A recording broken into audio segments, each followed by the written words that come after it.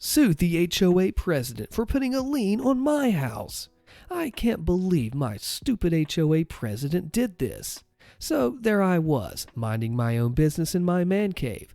Little did I know that quaint dwelling would soon become ground zero for a showdown with the infamous HOA president.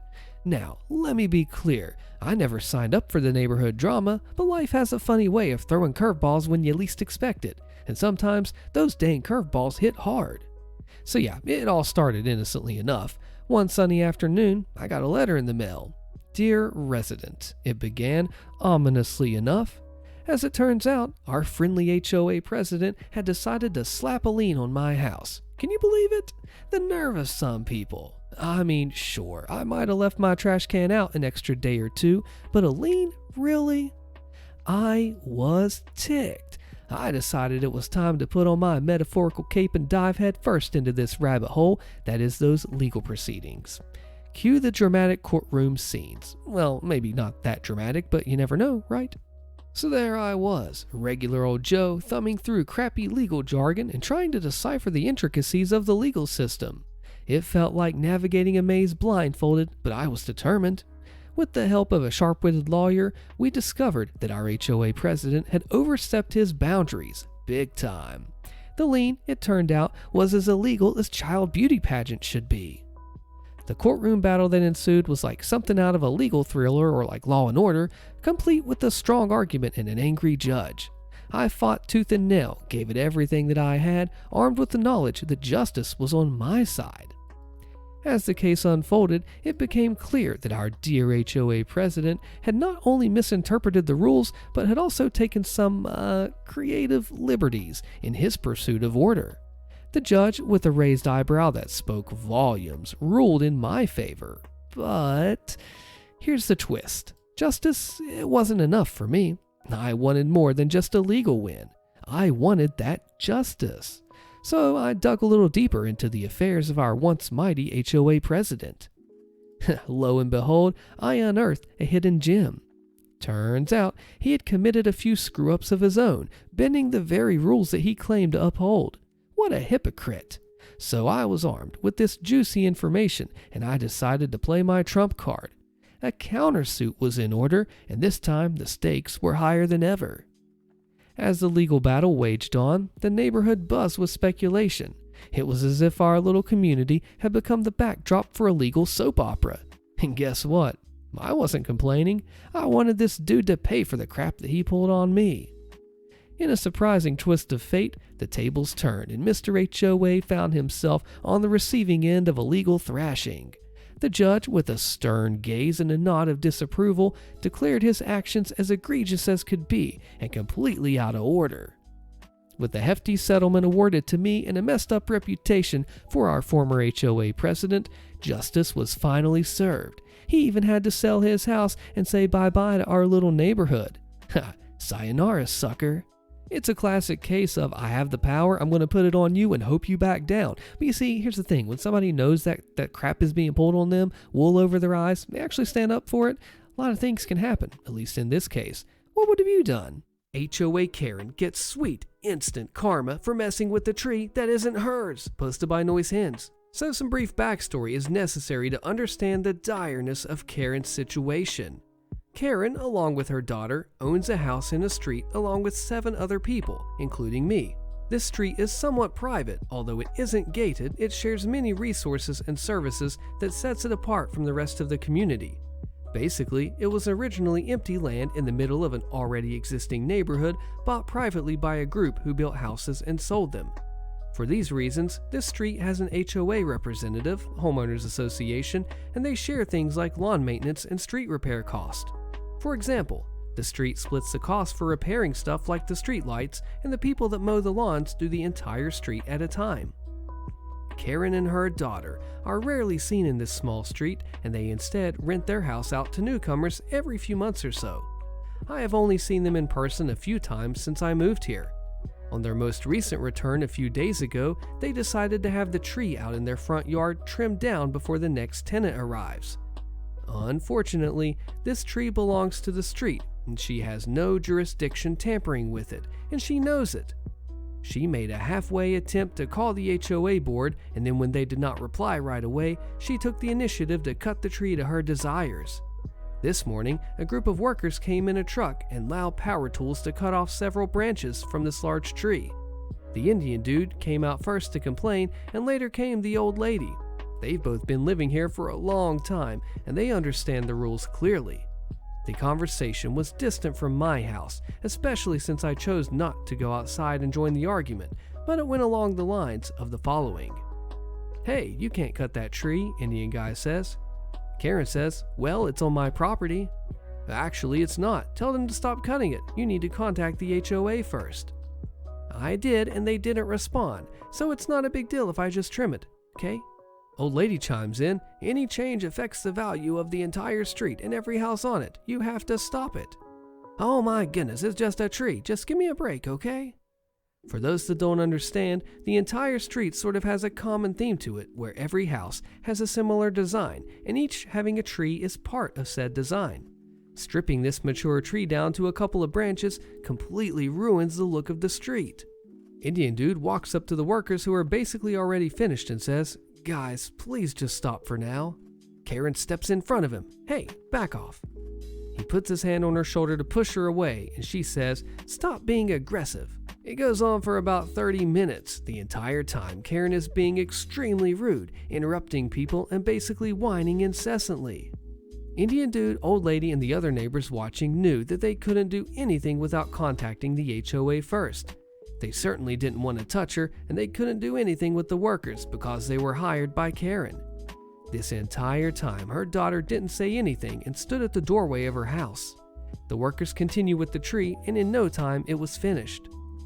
About an hour passes when Indian dude and old lady return with news from the HOA. It was true that Karen couldn't touch the tree, and everyone knew that. But what Karen didn't know was that the consequences were extremely straightforward and relentless. When they began to explain to Karen her remaining options, she had a witchy smirk of victory on her face, but it didn't take long for it to be completely wiped away. HOA policies dictate that she has to completely replace the tree, which means that she needs to hire people to come dig the tree out, pay for a new tree, pay for it to be planted, and pay for the lawn that will be inevitably torn up as the tree is being replaced. If she does not comply, her house will be put on lien and be no longer considered an extension of our private street. For those that aren't fluent in real estate terms like me, this means that Karen cannot sell, rent, or refinance her property until said conditions are met. Even if she complies right away, her new tenant will be delayed at least a week or more while the tree is being dug up. This is just such a sweet and fitting end to her entitled attitude. In total, she'll be set back thousands of dollars for essentially nothing except lacking consideration of those around her. I'm not entirely clear on the cost, but I expect it to be at least 10 grand. Moral of the story, don't screw around with trees. They have countless lawsuit and HOA strings attached to them. And don't be a jerk to your neighbors. Now to explain why Karen deserves her justice, I forgot to mention that she did flip everyone off and threatened to call a lawyer. She acted really childish overall and kept repeating the same phrase, something like, "You can't touch me, I did nothing wrong," over and over while interrupting people. Her daughter wasn't too much better, but you can't really blame her for trying to defend her mother a little bit. She probably just didn't understand what her mother really did. Her daughter was like, "Stop shouting, don't get aggressive," and so on. After talking with some of my neighbors, it turns out that Karen was a bee long before I moved here. A long time ago, there was a rule that you couldn't park your car on your driveway, which most people thought was stupid. I think it's stupid too. The rule was set when the street was built because people wanted it to look nice or something. Apparently, Karen took this rule way too seriously and kept on giving tickets to the old lady's husband. I mean, come on. What a way to get to know your next door neighbor. Before long, the entire street voted the law out 7-1. Guess who wanted to keep it? Karen also locked the back gate of the street closed and didn't give the key to anyone because she thought she was entitled to control who gets to use the community gate. Too bad I wasn't there at the argument because I could have transcribed more of what they said. Karen kept on trying to change the subject and put blame on the old lady for letting her bamboo fall into her backyard. Come on, old lady was sick that day, so what a butt move for arguing with a sick old lady. I'd also like to mention the trees. Yes, trees. I realized after looking closer at her yard that she cut were 2 cypress trees and a deciduous tree that grows red seeds in hard pods that I forgot the name of. The cypress trees she cut were towering and magnificent. She trimmed them down halfway and they will never regrow because both trees are at least 20 years old. This story is called, "If I already live in a neighborhood and the HOA tries to claim it, am I forced to join the HOA?" When my sister bought her house, she was the 3rd person to buy in the new neighborhood. They signed the papers and started making payments before the HOA was established, so the HOA was not mentioned in the paperwork. Over the next few years, my sister and her then husband erected a basketball goal, added a covered patio, an in-ground pool, and a large storage and workshop. They bought one of the 2 lots on the very tail end of the cul-de-sac, so their lot was huge. They still had way more backyard than most people. They took very good care of their home and yard and so on. The shop was painted to match the house, and the basketball goal was kept in tip-top shape. Enter the new HOA. My sister declined to join it, and they decided to ignore her letter of refusal and started sending her violation letters for the shop, the basketball goal or hoop, the patio, the paint scheme, right down to the dogs they had. 3 is permitted by the city, and we have no breed restrictions. My sister returned all the letters with a copy of the refusal to join letter, along with a copy of the registered mail receipt showing they received it. They started fining her. She kept doing what she was doing and pulled in an attorney friend who was more than happy to take over. The HOA finally took her to court. Her lawyer countersued, presented all the paperwork to the judge, and the judge not only found in my sister's favor, but the HOA had to pay all of her attorney fees and had to reimburse her for all the postage fees that she paid responding to the letters. She always sent them registered mail. The judge was incensed by the matter, especially when he saw her original letter declining the request that she join the HOA. Do you know that they kept trying to fine her? She sent them copies of the original ruling, and they again ended up in front of a judge. That judge ruled the same as the first one. The 3rd time, the judge yelled at the president of the HOA, the attorneys, and told them if they didn't leave my sister alone, he'd cite them for harassment. My sister's attorney said if they continued, she could sue the HOA president, all of the officers, along with the attorneys, both professionally and personally for harassment. The HOA left her alone after that. She has had to run off some of the HOA snoops that she's caught peeking over her privacy fence trying to see what's in her backyard and ended up slapping a restraining order on them. The HOA had to reimburse her for that too. I, for the life of me, don't understand why people would spend their hard-earned money for a home and a lot they don't have control over. No way would I ever live in an HOA-controlled community. Do you agree with this commenter? Let's see. HOAs are effectively microcosmic fascism. They say you own the property, but then tell you what you can and can't do with your property while charging you a tax or HOA fee for the privilege. About the only thing they don't do is have you and your family killed if you disagree, but even that happens sometimes. The world has enough layers of government with narcissistic dictators running them, so why subject yourself to another? If you don't like HOAs, don't buy into HOAs, and if you're already in one, abolish it. But if people are stupid enough to live under the tyranny of one, too bad, suckers. I gotta know what you think about that one. Shame the HOA into disbanding by deleted. My mom lives in a nice newer home community with a voluntary HOA. My mother, being the firecracker she is, she refused to formally join the HOA, but agreed to do the things that she would do anyway to upkeep her home. We paint for her, she has a gardener, she washes windows, and so on. She never signed any documents, doesn't pay fees, but told the board that she would adhere to the standards that she didn't find silly. The volunteer president lives next to my mother, and this guy has never liked our family.